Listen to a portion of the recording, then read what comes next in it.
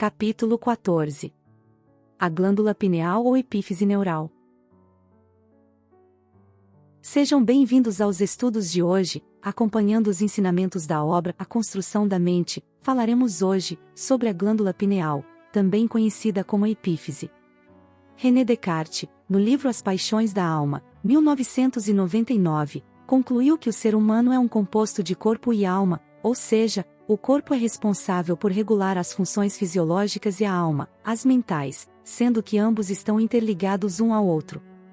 Descartes escreveu que a alma está unida a todo o corpo, controlando-o, e que ela exerce seu domínio direto sobre ele não por sistemas completos como o nervoso ou circulatório, apenas por uma estrutura pequena localizada na parte medial do cérebro, a glândula pineal, possibilitando desempenhar sua influência metafísica sobre a mesma por ela lhe dar tais condições de fazê-lo, ao contrário de outras partes do organismo.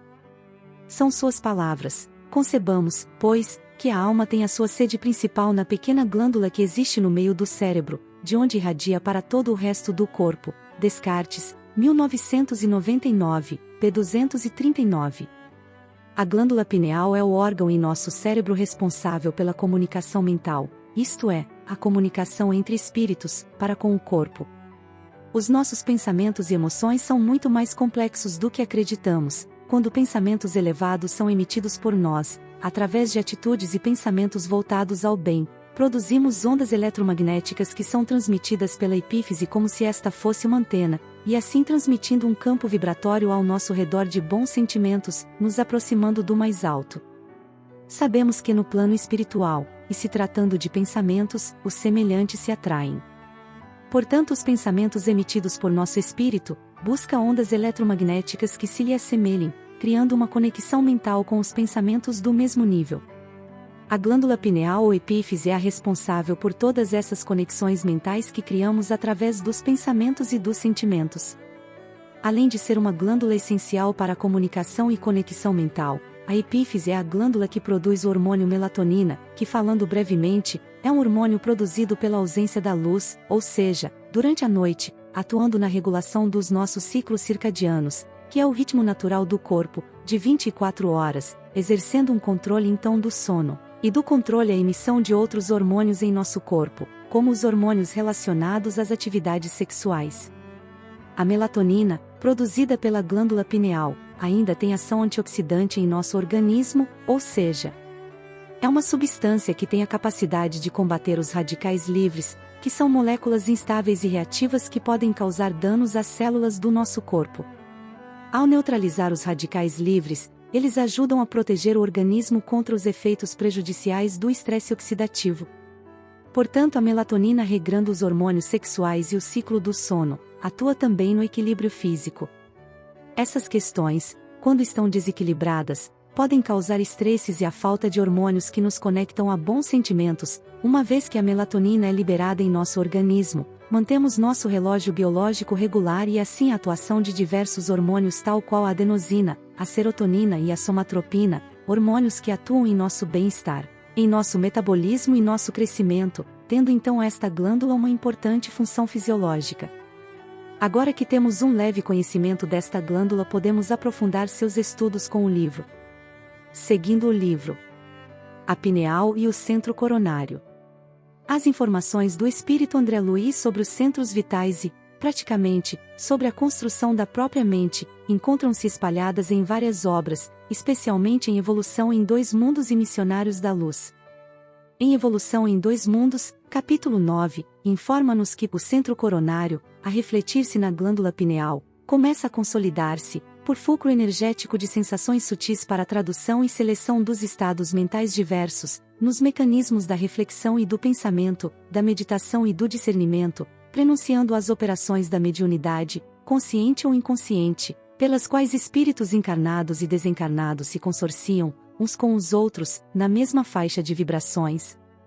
Para as grandes criações da ciência e da religião, da cultura e da arte, na jornada ascensional para Deus, quando não seja nas associações psíquicas de espécie inferior ou de natureza vulgar, em que as almas prisioneiras da provação ou da sombra se retratam reciprocamente. Na obra Missionários da Luz, André Luiz avança na definição e funções da glândula pineal, informando que se trata da glândula da vida mental, funcionando como o mais avançado laboratório de elementos psíquicos da criatura terrestre. Esclarece ainda que, aos 14 anos, aproximadamente, reabrem-se os mundos de sensações e impressões na esfera emocional, levando a criatura a recapitular sua sexualidade. Ante as referências de André Luiz sobre as glândulas genitais, Alexandre esclarece: as glândulas genitais segregam os hormônios do sexo, mas a glândula pineal, se me posso exprimir assim, segrega hormônios psíquicos ou unidades força que vão atuar, de maneira positiva, nas energias geradoras. Segregando delicadas energias psíquicas, prosseguiu ele, a glândula pineal conserva ascendência em todo o sistema endocrínico. Ligada à mente, através de princípios eletromagnéticos do campo vital, que a ciência comum ainda não pode identificar, comanda as forças subconscientes sob a determinação direta da vontade. As redes nervosas constituem-lhe os fios telegráficos para ordens imediatas a todos os departamentos celulares, e, sob sua direção, efetuam-se os suprimentos de energias psíquicas a todos os armazéns autônomos dos órgãos. Manancial criador dos mais importantes, suas atribuições são extensas e fundamentais. Segregando unidades força, pode ser comparada à poderosa usina, que deve ser aproveitada e controlada, no serviço de iluminação, refinamento e benefício da personalidade e não relaxada em gasto excessivo do suprimento psíquico, nas emoções de baixa classe. Termina a exposição afirmando: de acordo com as nossas observações, a função da epífise na vida mental é muito importante. Segundo o livro dos médiuns, a mediunidade é um atributo biológico, donde se conclui que a pineal tem função importantíssima no fenômeno mediúnico. A pineal é o órgão que capta as ondas eletromagnéticas emitidas pela mente dos espíritos e as converte em estímulos eletroneuroquímicos. Ao mesmo tempo, irradia o pensamento em forma de ondas eletromagnéticas ou mento-eletromagnéticas, na linguagem do espírito André Luiz. Comentário. Podemos concluir com estas reflexões trazidas pela obra que, os nossos pensamentos mais íntimos, sendo transmitidos pela epífise e, portanto, abrindo portas para captar pensamentos, ou ondas eletromagnéticas semelhantes, irá induzir nossa glândula pineal à produção ou regulação de certos hormônios, e assim podemos ver através da ciência espiritual mais uma vez a importância da vigilância de nossos pensamentos, de nossas vontades e atos. Pois tudo aquilo que não é voltado para os desígnios de Deus, isto é, o amor, cria através das ondas eletromagnéticas emitidas e captadas pela pineal, desequilíbrios hormonais, que prejudicam nossa saúde física e mental. Voltando ao livro temos relação pineal, tálamo, centro coronário. Como já vimos, com base nos estudos do espírito André Luiz, podemos concluir que o ponto de interação entre o corpo físico e o espírito está no centro coronário, que corresponde, no cérebro físico, à região do diencéfalo, mais precisamente, ao tálamo e à epífise. André Luiz ainda nos ensina que é nessa região, através dos núcleos intercalados nas vias aferentes, através do sistema talâmico de projeção difusa e dos núcleos parcialmente abordados pela ciência da Terra, verte o pensamento ou fluido mental, por secreção sutil, não do cérebro, mas da mente, fluido que influencia primeiro, por intermédio de impulsos repetidos, toda a região cortical e as zonas psicossomatossensitivas, vitalizando e dirigindo todo o cosmo biológico. Evolução em Dois Mundos, Capitão 13, Espírito André Luiz, Francisco C. Xavier. É o espírito quem pensa, e o pensamento atinge o cérebro físico através do tálamo e de todo o sistema com ele relacionado. Interessante notar que o epitálamo, onde se localiza a pineal, está ligado também ao sistema límbico, através dos núcleos abenulares, relacionando-se com as emoções. A glândula pineal, ou epífise, como poderosa antena, irradia o pensamento em forma de ondas de natureza eletromagnética, a irradiar-se pelo cosmo em todas as direções. Ao mesmo tempo, sintoniza com ondas semelhantes, captando-as. Em síntese, a epífise, como uma antena, converte o sinal emitido pelos neuroníons, de natureza elétrica, em ondas eletromagnéticas e as irradia para o espaço. Ao mesmo tempo, capta as ondas eletromagnéticas, de frequência semelhante, e as converte em sinais elétricos, transmitidos pelos neuroníons do cérebro. Ou seja, a pineal irradia o pensamento em forma de ondas eletromagnéticas e capta ondas semelhantes, mantendo assim a interação do indivíduo com o meio espiritual ligada também ao sistema límbico, através dos núcleos abenulares, relaciona-se com as emoções, que é o principal elemento da sintonia mental. O pensamento, vide capítulo específico, expressa-se por ondas de múltiplas frequências, conduzindo não apenas o conteúdo ou conhecimento, mas também as emoções, com certa intensidade, determinada pela vontade.